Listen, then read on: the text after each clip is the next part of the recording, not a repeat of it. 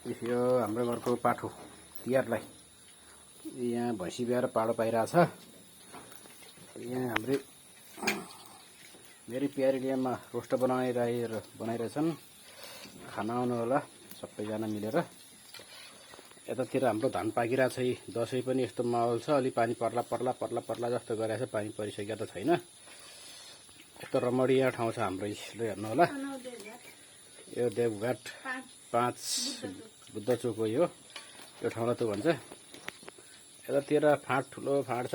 कसैलाई चाहिन्छ यसो घडेरी किन्न आउनु होला। रमाइलो ठाउँमा छ हाम्रो यो ठाउँ। यता माथिबाट यो कुनाको बाटो गयो भने ठ्याक्कै माथि जान्छ। ठ्याक्कै देवघाट जाने बाटो हो त्यो कुनाको चाहिँ।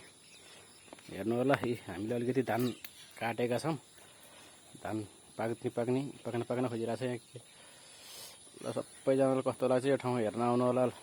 हाम्रो च्यानललाई लाइक सब्सक्राइब गरिदिनु होला।